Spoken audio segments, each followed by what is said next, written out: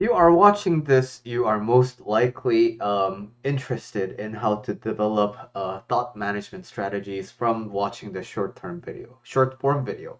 If not, well, I hope you stick around because it's pretty meaningful information. Okay, so let's revisit the premise of this video, right? Okay, so you're interested in living the life that you want to live. You're interested in stopping your, autopilot mode. You're interested in managing your thoughts. But the thing is, you keep having the, habitual negative thoughts that limit you, that makes you feel scared, that makes you feel limited and such. And now, the best way would be to stop thinking those things, right? But now, I can't really guarantee you that those thoughts will never ever occur in your life ever again. So the mind is very spontaneous, right? And we have very little control over what thoughts surface up at any given moment. We'll talk a little bit more about that in the later sections, but thoughts sort of happen, right? And now it is really up to us to determine what thought to give weight to and what thought to just let go. But for trivial things, it's easy to let go. You probably have plenty of experience in letting thoughts go. For example, you woke up in a frenzy. You slept in. Oh no, I need to go to bed. No, I mean, I need to get prepared. I need to go to school, right? And then you realize it's Sunday. Oh, and then all the worries and all the thoughts of stress about like missing school, you just let go, right? Because the circumstances changed. And so that's a really good I'm sure you've had one of at least one experience like this where you had a bunch of like situation and scenario specific worries and then they just kind of instantly go away as soon as the scenario goes away. So, um, now, how do we replicate that without the situation changing? Is like the pretty much the big goal, right? So, number one is to not do anything, right? And this is, I mean, this still works, right? Um, you're alive until now. You may not like your life right now, but like so far, you're alive. You've been able to carry your life until this point. That tells you something, right? You haven't perished yet. And so, as long as you stay alive, new thoughts will arise, and those new thoughts are gonna distract you. But then again, habitually, you're gonna fall into your usual thoughts. But then again, you'll be distracted, and then so on. It's a cycle. But hey, it works. It stops you from having the thoughts that you like get deeply into, and you get distracted. It works. But now it's really low effort for you because you don't have to do really anything. But that's the downside of it's really unpredictable and you're not really taking active charge of your life. But now, well, like, why do we even need to make active change? Why can't the world just be good for us, you know? And yeah, why can't it? Well, if you really think about it, this is a bit of a sidetrack, but if everyone had their will, the world would be a total chaos. I'm sure you've heard at least one version of the story where everyone's wish comes true. For example, the movie, uh, some Bruce Almighty is about that, right? Like the character played by Jim Carrey assumes the power of God and has to go through prayers and he's like, I just want to get through all of this, and so he starts approving all of the prayers, and then the world just kind of turns into chaos because now everyone wins the lottery and everyone gets promoted, and then blah blah blah blah, and so the world doesn't like the life that's easy for and automatic for everyone is just going to be complete chaos, and so we normally don't think about these things. So life is hard. Why do we have to actively choose? Because actively choosing is the pathway to making sure that that version of your life happens. And so now that we're venturing into the active section, let's talk about how to actively disrupt our thought processes. How to actively disrupt is basically the first one I want to introduce is using dissociation techniques. Dissociation techniques are especially good when there are a lot of deep feelings involved, right? Deep feelings, as in they kind of manifest in your body. Like you have that distinct tingling in your chest, you have that distinct lump in your throat, you have that distinct trembling that you get from this habitual thought. And it may be linked to a very strong emotional experience. And now, for those things, dissociation techniques work very, very well. And I will link to the list of dissociation techniques I have in my YouTube channel. But now, the good side is it's active and it works. But the downside is I get this comment a lot. Let me bring up the comment section. The techniques are kind of like physical. It requires motions like this, and it requires kind of verbal components. So yeah, imagine squeezing hands midair while saying anxiety loud in the street, right? This is kind of a limitation for these techniques. You kind of need an environment for you to feel not awkward and stranged out by these things. And now, but does it mean that these techniques are worthless? No, these techniques definitely work. And especially if you get into habit of using them, it's really, really good.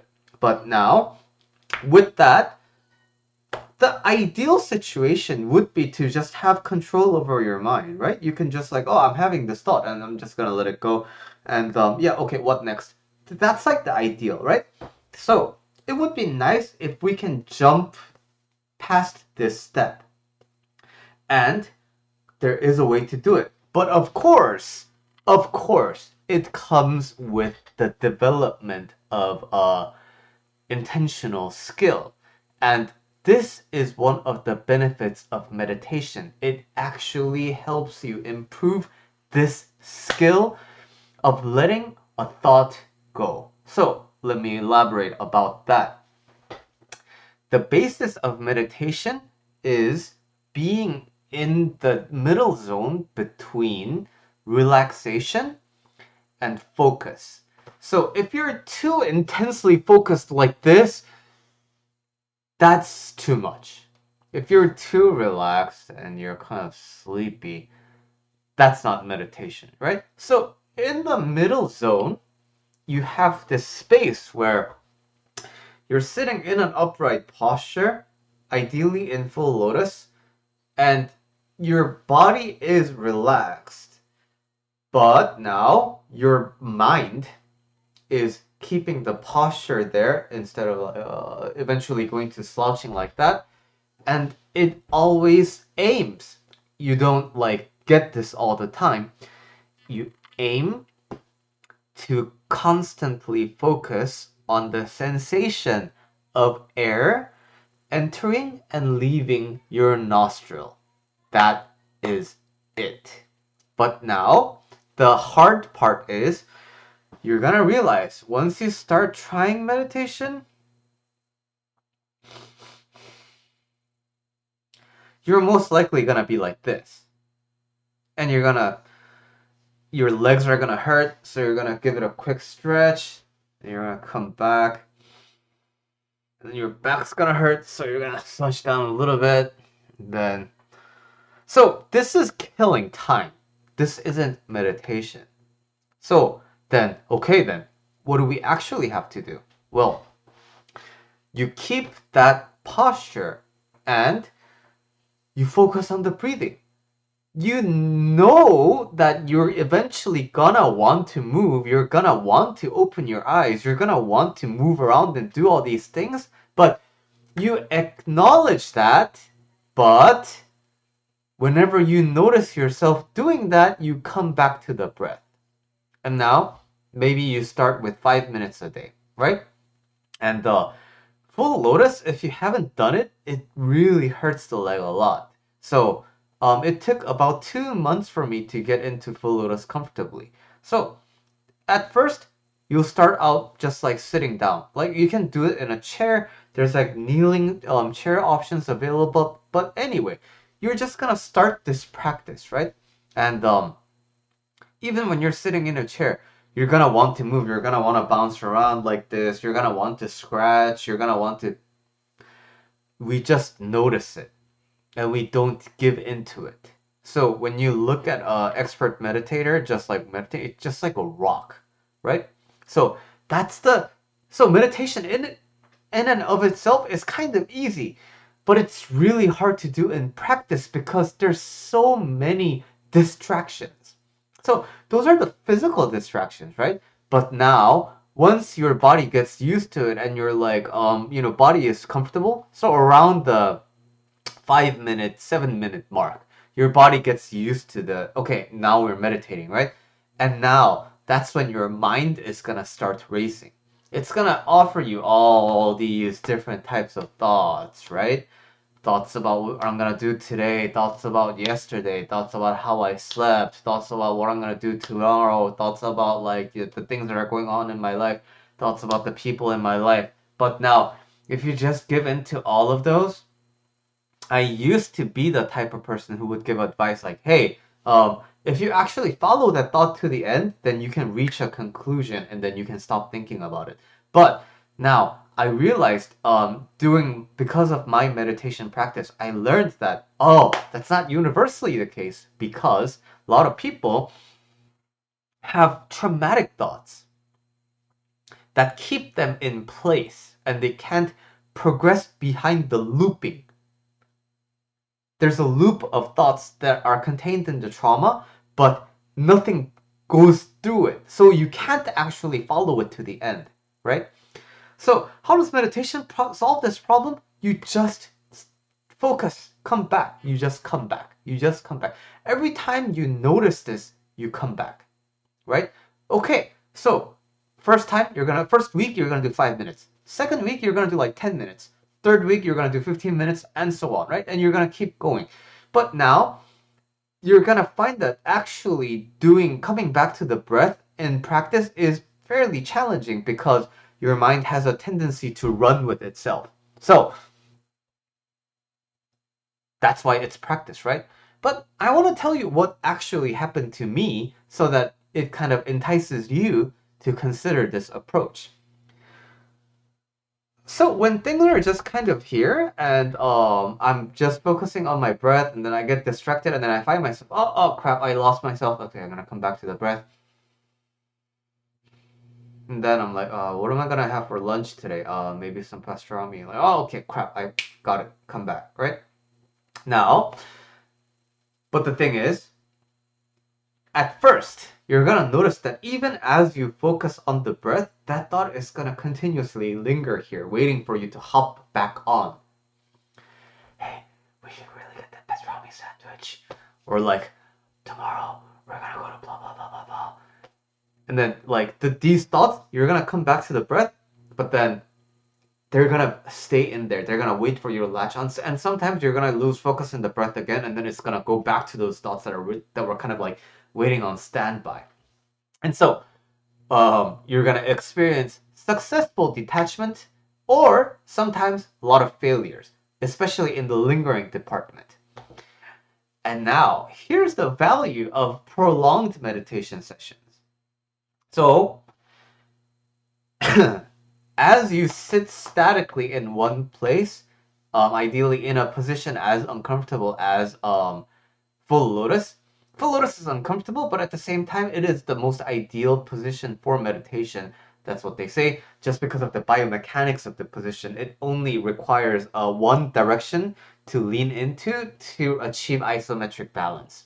So that's why we encourage full lotus. But I find full lotus so enlightening because guess what? When you do full lotus, number one, your ankles will hurt a lot. It will almost feel like it's gonna pop. Number two, your knees will feel like it's gonna tear. Number three, your hips are going to hurt a lot, right? So, again, you gotta build up the tolerance for this. But now, as you reach the kind of equilibrium in your legs, now you're gonna encounter a new problem called back pain because again you're not used to sitting like this, especially if you're not from an Asian culture where it's common to sit on the floors. You're gonna start to have back pain. So now you're going to experience a synergy of pain. Everything hurts, but they're all interlocked in place. So whatever you do to address one part of the pain is gonna inflict more pain than the other. And so it becomes a really catch-22 situation, right? And now, because you feel restricted by this, your mind is gonna panic and the fire alarm will be on. Your body temperature will rise and your heart will start beating faster and you're gonna start sweating. Like, even when you're just sitting there. It's crazy, right? But now, here's when the really funky integration happened. The ankle really hurts a lot, right? But as soon as I move my focus to the knee and I focus on how much my knee hurts, I kind of forget that ankle has been hurting. Moreover, when I switch my focus to the hip, I kind of lose focus of the knee and the ankle. And now, I just noticed this. It wasn't even intentional. And then I was like, whoa, if I just ping pong between everywhere that hurts, I can kind of go on for like at least 10 more minutes. Oh, my back hurts so much. Okay, how's my knee? Holy crap, knee feels like it's gonna pop, but I forget about the back. And then everything you're gonna feel like because of the stress you're gonna feel like your breathing is limited, which is completely nonsense because you're breathing fine, but it just feels like you're gonna run out of breath. Um, So now, if you focus on the breathlessness feeling, like all the other physical symptoms just gonna like go back. And so I was like, whoa, that's so weird. And it's only experienced after you reach this point of the pain synergizing with each other. And now, once you've experienced that, here's the good news. The next day you meditate, when you remember that feeling of how you focused on the knee and the ankle pain just went away, when you remember that and just come back to the breath and really just focus on the breath, now it's different. Now the lingering thought actually vanishes because you know how to effectively focus on one thing so much that makes you forget the other parts. And that part is unfortunately aided and escalated by a lot of pain and discomfort. But once you get the hang of it, that's when you really start to enjoy and appreciate meditation. So now, when you get to that feeling, even when you're not meditating, you can catch a thought as it comes along and you can use that same experience, come back to the breath, and before you know it, thought's gonna be gone. And you just carry on. Like, I've been talking for like 18 minutes about this. I'm excitedly telling you this because I've experienced it firsthand and it has been a total life changer. But again, it's hard. It does come with a lot of physical and mental challenges. So, if this is interesting and if you want to explore more of it, and you would like some more resources or you would like some more like guidance on how to do meditation, um, you can let me know, write a comment or email me at billy@julylifecoach.com or visit your local meditation center, find someone who practices ideally vipassana meditation, and get started with your journey of meditation. But again, meditation is not a cure-all. Meditation, I believe, is best when it's paired with coaching and an active form of practice because meditation is a passive form of practice. You don't do anything. You limit your physical and you let your mind um, get used to the idea of controlling it, observing thoughts as they come along, realizing that there's no real like reasoning behind the thoughts because you're also going to notice all you're doing is sitting down, thoughts are going to go crazy. So you through time you're going to also find that these thoughts really don't have any meaning. Like there's no difference behind there's no difference between intentional and unintentional thoughts. This is something you actually get to integrate once you start practicing meditation. But it's best when it's coupled with the more active form, and that I do with bowing and more physical side challenges. With that, I turn off my brain and I just get to work with my body. So they complement each other very well. And through coaching, you understand what it is you're trying to integrate with this practice. So I believe that is the trifecta. But again, if all of this sounds interesting, but at least you want to get started with the meditation, you know how now. All right, thanks for watching, and see you with the next topic.